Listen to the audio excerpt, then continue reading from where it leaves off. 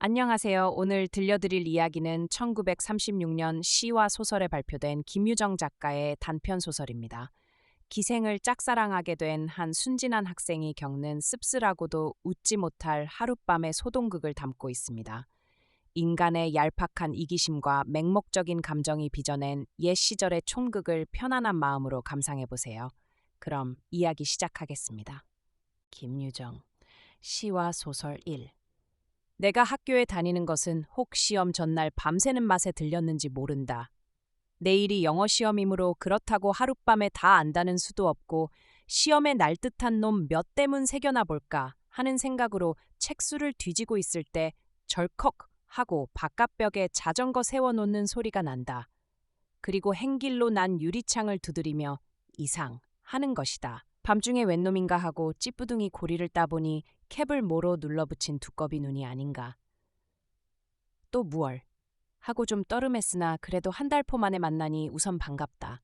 손을 내밀어 악수를 하고 어서 들어오슈 하니까 바빠서 그럴 여유가 없다 하고 오늘 의논할 이야기가 있으니 1시간쯤 뒤에 저의 집으로 꼭 좀 와주십시오 한다. 그뿐으로 내가 무슨 의논일까 해서 얼떨떨할 사이도 없이 허둥지둥 자전거종을 울리며 골목 밖으로 사라진다. 걸련 하나를 피워도 멋만 찾는 이놈이 자전거를 타고 나를 찾아왔을 때에는 일도 어지간히 급한 모양이나 그러나 제 말이면 을에 복종할 걸로 알고 나의 대답도 기다리기 전에 달아나는 건 썩 불쾌하였다. 이것은 놈이 아직도 나에게 대하여 기생 오라비로서의 특권을 가지려는 것이 분명하다. 나는 사실 놈이 필요한 데까지 이용당할 대로 다 당하였다. 더는 싫다. 생각하고 애꿎은 창문을 딱 닫은 다음 다시 앉아서 책을 뒤지자니 속이 부걱부걱 뺀다. 하지만 실상 생각하면 놈만 탓할 것도 아니요. 어디 사람이 동이 났다고 거리에서 한번 흘기 스쳐본 그나마 잘났으면 이거니와 쭈그렁 밤송이 같은 기생에게 정신이 팔린 나도 나렸다. 그것도 서로 눈이 맞아서 들떴다면 이야 누가 뭐래랴마는 저쪽에선 나의 존재를 그리 대단히 여겨주지 않으려는데 나만 몸이 달아서 답장 못 받는 엽서를 매일같이 3달 동안 썼다. 하니까 놈이 이 기미를 알고 나를 찾아와 인사를 떡 붙이고는 하는 소리가 기생을 사랑하려면 그 오라비부터 잘 얼러야 된다는 것을 명백히 설명하고 또 그리고 옥화가 저의 누이지만 제 말이면 대개 들을 것이니 그건 안심하라 한다.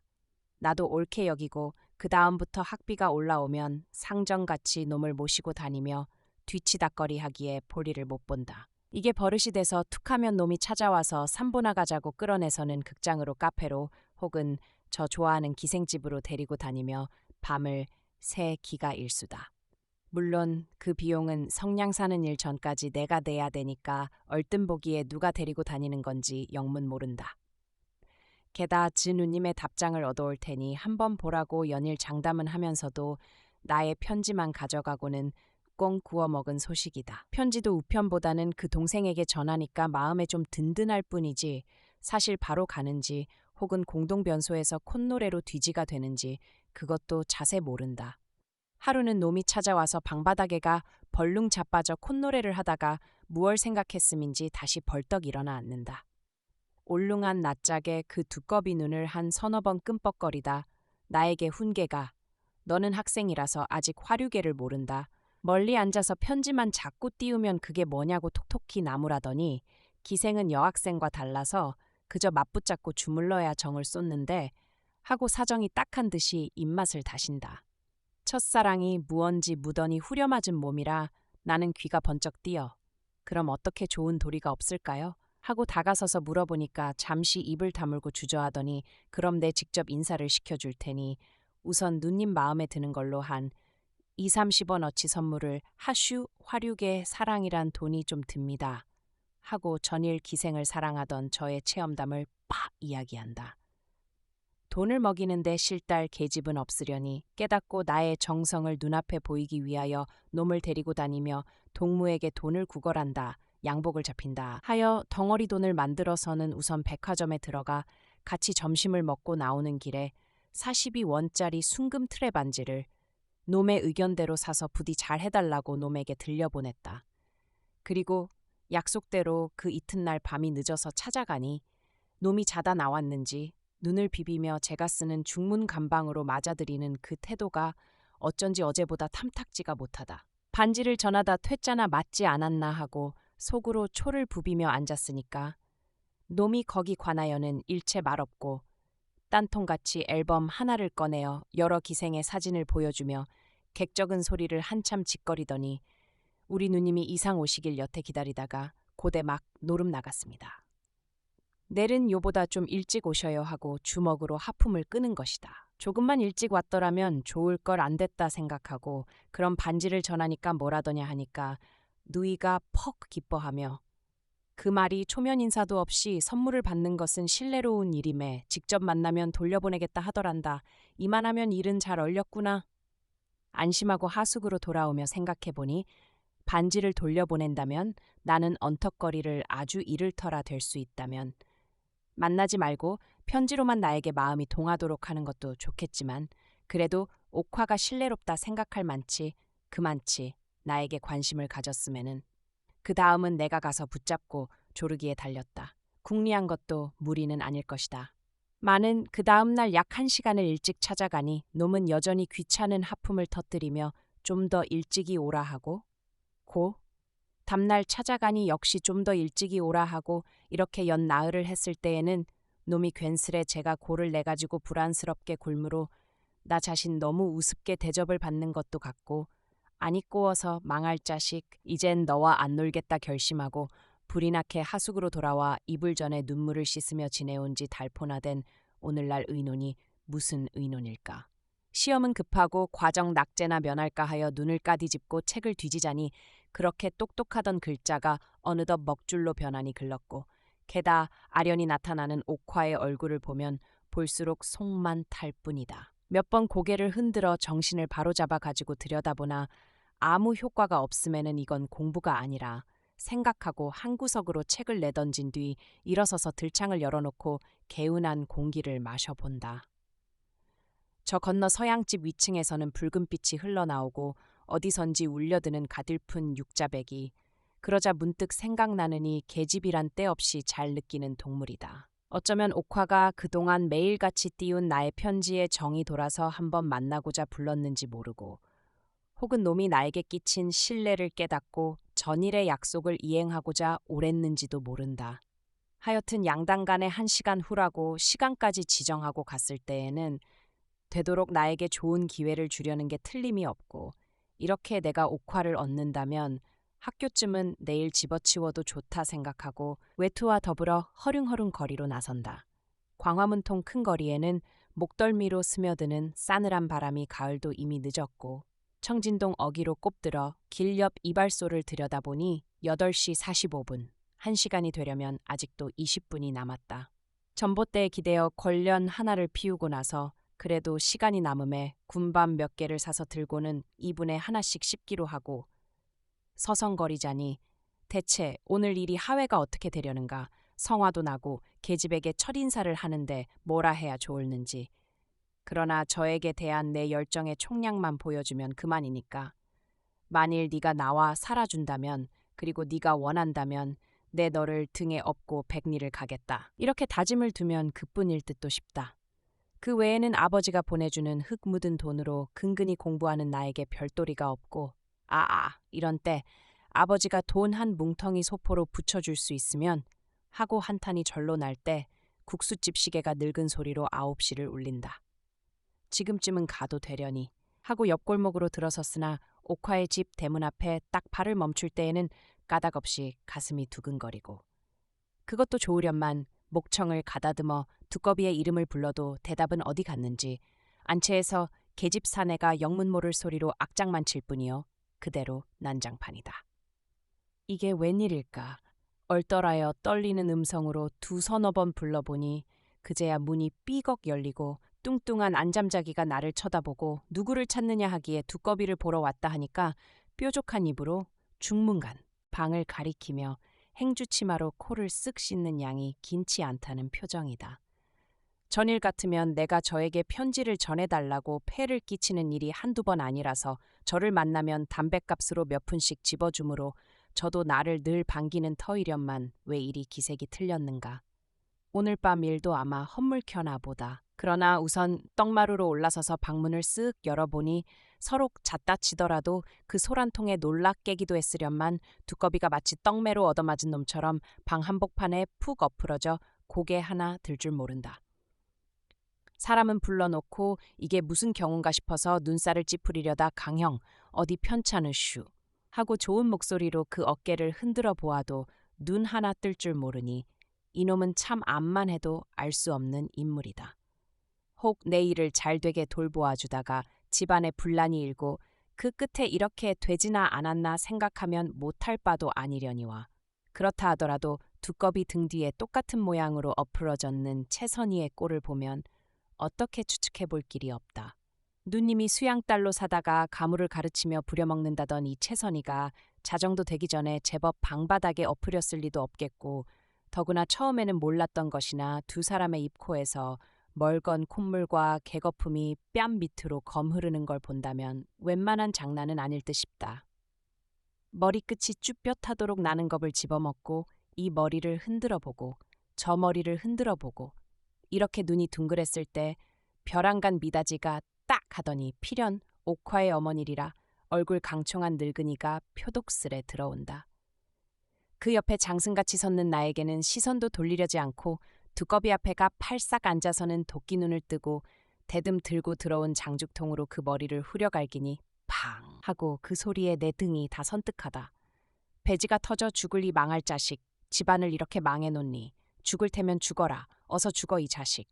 이렇게 독살에 숨이 차도록 두 손으로 그 등허리를 대고 꼬집어 뜯더니 그래도 꼼짝 않는 데는 할 수 없는지 결국 이 자식 너 잡아먹고 나 죽는다 하고 목청이 찢어지게 발악을 치며 귓배기를 물어뜯고자 매섭게 덤벼든다. 그러니 옆에 섰는 나도 덤벼들어 뜯어말리지 않을 수 없고 늙은이의 근력도 얕볼 게 아니라고 비로소 깨달았을 만치. 이걸 붙잡고 한참 실갱이를 할 즈음 그 자식 죽여버리지. 그냥 둬? 하고 천둥 같은 호령을 하며 이번에는 늙은 마가목이 마치 저와 같이 생긴 투박한 장작개비 하나를 들고 신발째 방으로 뛰어든다. 그 서두는 품이 가만두면 사람 몇 쯤은 넉넉히 잡아 놀 듯하므로 이런 때에는 어머니가 말리는 법인지는 모르나 내가 고대 붙들고 흰란을 하던 안늙은이가 기급을 하여 일어나서는 영감 참으슈, 영감 참으슈 연실 이렇게 달래며 허겁지겁 밖으로 끌고 나가기에 조이 골도 빠진다. 마가목은 끌리는 대로 중문 안으로 들어가며 이 자식아 몇째냐? 벌써 7째 일에 놓질 않았니? 이 줄일 할 자식 하고 시금벌떡하더니 안대청에서 뭐라고 주책 없이 개걸거리며 발을 구르며 이렇게 집안을 떠엎는다. 가만히 눈치를 살펴보니 내가 오기 전에도 몇 번 이런 북새가 인 듯 싶고 암만 하여도 나 자신이 헐없이 도깨비에게 홀린 듯 싶어서 손을 꽂고 멀뚱히 섰노라니까 빼꼼히 열린 미다지 틈으로 살집 좋고 허여멀건 안잠자기의 얼굴이 남실거린다. 대관절 웬 속셈인지 좀 알고자 미다지를 열고는 그 어깨를 넌지시 꾹 찍어가지고 대문 밖으로 나와서 이게 어떻게 되는 일이냐고 물으니 이 망할 게 콧등만 찌끗할 뿐으로 전 흥미가 없단 듯이 고개를 돌려버리는 게 아닌가. 몇 번 물어도 입이 잘 안 떨어지므로 등을 두덕여주며 그 입에다 걸련 하나 피워 물리지 않을 수 없고 그제야 녀석이 죽는다고 독약을 먹었지. 뭘 그러슈? 하고 퉁명스레 봉을 떼자 나는 넌덕스러운 그의 소행을 아는지라 왜? 하고 성급히 그 뒤를 재우쳤다. 잠시 입을 삐죽이 내밀고 세상 다 더럽단 듯이 삐죽거리더니 은근히 하는 그 말이 두꺼비 놈이 제 수양 조카 딸을 어느 틈엔가 꿰차고 돌아치므로 옥화가 이것을 알고는 눈에 쌍심지가 올라서 망할 자식 나가 빌어나 먹으라고 방추로 두들겨 내쫓았으니 둘이 못 살면 차라리 죽는다고 저렇게 약을 먹은 것이라 하고 에이 자식도 어디 없어서 그래 수양 조카 딸을 하기에 이왕 그런 걸 어떡하오 그대로 결혼이나 시켜주지 하니까 그게 무슨 말씀이유 하고 바로 제 일같이 펄쩍 뛰더니 채선 인연의 몸뚱이가 인제 앞으로 몇천 원이 될지 몇만 원이 될지 모르는 금덩이 같은 계집인데 원? 하고 넉살을 부리다가 잠깐 침으로 목을 축이고 나서 그리고 또 7째하여 모처럼 수양딸을 데려오면 놈이 꾀꾀리 주물러서 버려놓고 하기를 이렇게 7 하고 내 코 밑에다 두 손을 들이대고 똑똑히 7손가락을 펴베는 것이다. 하기 그럼 무슨 약을 먹었느냐고 물으니까 그건 확실히 모르겠다 하고 아까 희나게 자전거를 타고 나가더니 아마 어디서 약을 사가지고 와 둘이 얼러 먹고서 저렇게 자빠진 듯하다고. 그러다 내가 저게 정말 죽지나 않을까 겁을 집어먹고 사람의 수액이란 알 수 없는데 하니까 뭐리요. 먹긴 좀 먹은 듯하나. 그러나 원체 알깍쟁이가 돼서 죽지 않을 만큼 먹었을 테니까 염려 없어요. 하고 아닌 밤중에도 두들겨 깨워서 우동을 사오너라 호떡을 사오너라 하고 펄쩍나게 부려는 먹고 쓴 담배 하나 먹어보라는 법 없는 좋은 녀석이라고 오랄지게 욕을 퍼붓는다. 나는 모두가 꿈을 보는 것 같고 어릿광대 같은 자신을 깨달았을 때 하 어처구니가 없어서 벙벙이 섰다가 선생님 누굴 만나러 오셨수? 하고 대견이 묻기에 나도 펴놓고 옥화를 좀 만나볼까 해서 왔다니까 흥 하고 콧등으로 한번 웃더니 저희끼리 붙어먹는 그거 말씀이유. 이렇게 비웃으며 내 허구리를 쿡 찌르고 그리고 곁눈을 슬쩍 흘리고 어깨를 맞부비며 대드는 양이 바로 느물러든다. 사람이 볼까봐 내가 창피해서 쓰레기통께로 물러서니까 저도 무색한지 시무룩하여 노려만 보다가 다시 내 옆으로 다가서서는 제 뺨따기를 손으로 잡아다녀 보이며 이래봬도 이팔 청춘에 한창 피인 살집이요 하고 또 넉살을 부리다가 거기에 아무 대답도 없음에 이 망할 것이 내 궁뎅이를 꼬집고 제 얼굴이 뭐가 옥화년만 못하냐고 은근히 훅닥이며 대든다.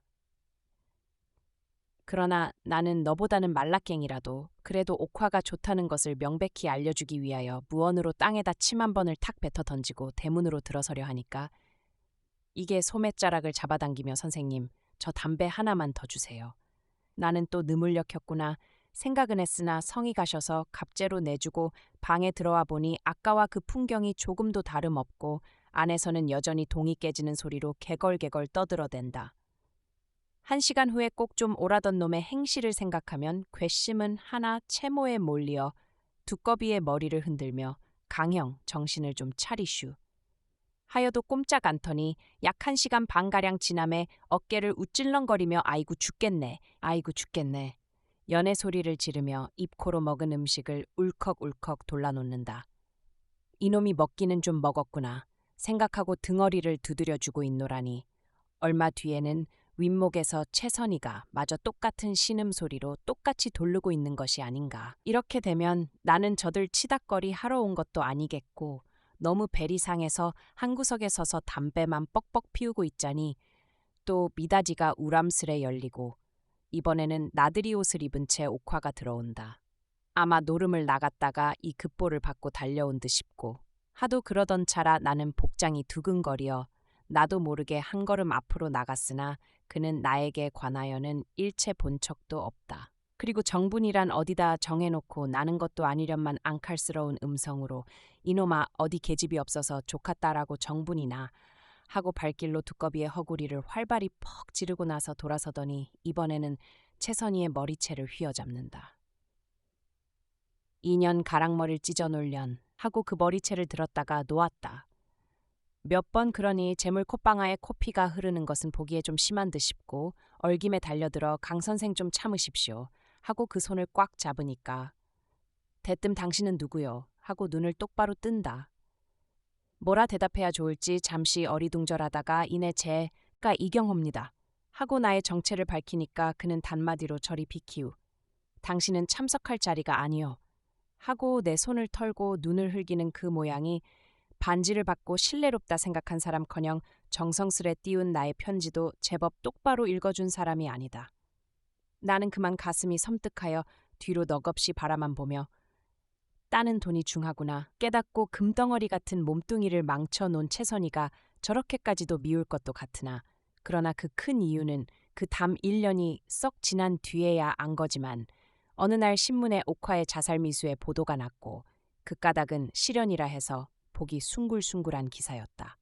많은 속사를 가만히 들여다보면 그렇게 간단한 실연이 아니었고 어떤 부자놈과 배가 맞아서 한창 세월이 좋을 때 이놈이 그만 트림을 하고 버듬이나 둥그러짐으로 계집이 나는 너와 못 살면 죽는다고 엄포로 약을 먹고 다시 물어들인 풍파이었던 바그때 내가 병원으로 문병을 가보니 독약을 먹었는지 보제를 먹었는지 분간을 못하도록 깨끗한 침대에 누워 발장단으로 담배를 피우는 그 손등에 살의 윤택이 반드르하였다. 그렇게 최후의 비상수단으로 써먹는 그 신성한 비결을 이런 누추한 행랑방에서 함부로 내굴리는 채선이의 소위를 생각하면 콧방아는 말고 빨고 있던 걸련불로 그 등어리를 지진 그것도 무리는 아닐 것이다. 그렇다 하더라도 자정이 썩 지나서 얼만치나 속이 볶이는지는 모르나 채선이가 안가슴을 두 손으로 깨뜨드며 입으로 피를 돌리매는 옥화는 허둥지둥 신발째 드나들며 일변 저의 부모를 부른다. 어멈을 시키어 인력거를 부른다. 이렇게 눈코 뜰 새 없이 들몰아서는 온 집안 식구가 병원으로 달려가기에 바빴다. 그나마 참내 못 가는 두꺼비는 빈방에서 개밥의 도토리로 끙끙거리고 그 꼴을 봐하니 가여운 생각이 안 나는 것도 아니다. 그러나 저의 집에서는 개돼지만도 못하게 여기는 이놈이 제 말이면 누이가 끔뻑한다고 속인 것을 생각하면 곧 분하고 나는 내분에 못 이겨 속으로 개자식 그렇게 속인담 하고 손등으로 눈물을 지우고 섰노라니까. 여태껏 말 한마디 없던 이놈이 고개를 쓱 들더니 이상 의사 좀 불러주슈 하고 슬픈 낯을 하는 것이다. 신음하는 품이 괴롭기도 어지간히 괴로운 모양이나 그보다도 외따로 떨어져서 천대를 받는데 좀 야속하였음인지 잔뜩 우그린 그 울상을 보니 나도 동정이 안 가는 것은 아니다마는. 그러나 내 생각에 두꺼비는 독약을 한 섬을 먹는데도 자살까지는 걱정 없다고 짐작도 하였고 또 한편 저의 부모 누이가 가만히 있는 데는 내가 어쭙지 않게 의사를 불러댔다간 큰 코를 다칠 듯도 하고 해서 어정쩡하게 코대담만 해주고 그대로 섰지 않을 수 없다. 한 서너 번 그렇게 애원하여도 그냥만 섰으니까 나중에는 이놈이 또 고를 벌컥 내가지고 그리고 이건 어디다 쓰는 버릇인지 너는 소용없단 듯이 내흔들며 가거라 가 하고 제법 헤라로 혼동을 하는 데는 나는 그만 얼떨떨해서 간신히 눈만 끔뻑일 뿐이다. 잘 따져보면 내가 제 손을 붙들고 눈물을 흘려가면서 누이와 좀 만나게 해달라고 애걸을 하였을 때 나의 처신은 있는 대로 다 잃은 듯도 싶으나 그 언제이던가 놈이 양돼지같이 뚱뚱한 그리고 알몸으로 찍은 제 사진 한 장을 내보이며 이래봬도 한때는 다 하고 슬며시 뻐기던 그것과 겹쳐서 생각하면 놈의 행실이 번이 꿀쩍지분한 것은 넋이 알 수 있다. 이때까지 있는 것도 한갓 저 때문인데 가라면 못 갈 줄 아냐 싶어서 나도 약이 좀 올랐으나 그렇다고 덜렁덜렁 그대로 나오기는 어렵고 생각 다 끝에 모자를 엉거주춤이 잡자 의사를 부르러 가는 듯 뒤를 보러 가는 듯 그새 중간을 채리고 비슬비슬 대문 밖으로 나오니 망할 자식 이젠 참으로 너희하곤 안 논다 하고 마치 호랑이 굴에서 놓인 몸같이 두 어깨가 아주 가뿐하다. 밤 깊은 거리에 인적은 벌써 끊겼고 쓸쓸한 골목을 휘돌아 황급히 나오려 할 때 옆으로 뚫린 다른 골목에서 기껍지 않게 선생님 하고 걸음을 방해한다. 주무시고 가지? 벌써 가슈 하고 엿먹는 거기에는 대답 않고 어떻게 됐느냐고 물으니까 뭘 호강이지 잿간년이 그렇잖으면 병원에 가보 하고 내던지는 소리를 하더니 시방 약을 먹이고 물을 집어넣고 이렇게 법석들이라 하고 저는 집을 보러 가는 길인데 우리 빈집이니 같이 갑시다 하고 망할 게 내 팔을 잡아 끄는 것이다. 내가 모조리 처신을 잃었나 생각하며 재물에 화가 나서 그 손을 뿔뿔이치니 이게 재미있단 듯이 한번 방긋 웃고 그러나 팔꿈치로 나의 허구리를 쿡 찌르고 나서 사람 괄시 이렇게 하는 거 아니라고 괜스레 성을 내며 토라진다. 그래도 제가 아쉬운지 슬쩍 미치어 허리춤에서 아까 내가 준 담배를 꺼내어 제 입으로 한 개를 피워주고는 그리고 그 잔소리가 선생님을 뚝 꺾어서 당신이라 부르며 옥화가 당신을 좋아할 줄 아우? 발새에 낀 때만도 못하게 여겨요. 하고 나의 비위를 긁어놓고 나서 편지나 잘 받아봤으면 좋지만 그것도 체부가 가져오는 대로 무슨 편지고 간 두꺼비가 먼저 받아보고는 치우고 하는 것인데 왜 정신을 못 차리고 이리 병신짓이냐고 입을 내대고 분명히 빈정거린다. 그렇다 치면 내가 입대 옥화에게 한 것이 아니라 결국은 두꺼비한테 사랑 편지를 썼구나 하고 비로소 깨달으니 아무것도 더 듣고 싶지 않아서 발길을 돌리려니까 이게 꽉 붙잡고 내 손에 끼인 먹던 걸련을 쑥 뽑아 제 입으로 가져가며 언제 한번 찾아갈 테니 노하지 않을 테냐 묻는 것이다. 저분이 구는 것이 너무 성이 가셔서 대답 대신 주머니에 남았던 돈 30전을 꺼내주며 담뱃값이나 하라니까 또 고를 발끈 내더니 돈을 도로 내 양복 주머니에 짓들이고 다시 조련질을 하기 시작하는 것이 아닌가. 에이, 그럼 맘대로 해라 싶어서 그럼 꼭 한번 오후 내 기다리리다 하고 좋도록 떼놓은 다음 골목 밖으로 불이 나게 나와 보니 목롯집 시계는 한 점이 훨씬 넘었다. 나는 얼빠진 등신처럼 정신없이 내려오다가 그러자 선뜻 잡히는 생각이 기생이 늙으면 갈 데가 없을 것이다. 지금은 본체도 안 하나 옥화도 늙는다면 내게밖에는 갈 데가 없으려니 하고 조금 안심하고 늙어라 하다가 뒤를 이어 영어 하고 나오나. 그러나 내일 볼 영어 시험도 곧 나의 연애의 연장일 것만 같아서 에라 될 대로 되겠지 하고 집어치우고는 컹한 광화문통 거리 한복판을 내려오며 늙어라고 만물이 늙기만 마음껏 기다린다. 어리석은 미련을 버리지 못하고 밤거리를 걷는 청년의 뒷모습이 어딘가 애처롭게 느껴지는 이야기였습니다. 우리의 마음도 가끔은 이처럼 헛된 곳을 헤매다 지치곤 하죠. 하지만 그 모든 복잡한 감정들도 밤의 어둠 속으로 조용히 흩어지길 바랍니다. 오늘 하루도 정말 수고 많으셨습니다. 편안하고 깊은 잠 이루시길 바랍니다. 잘 자요.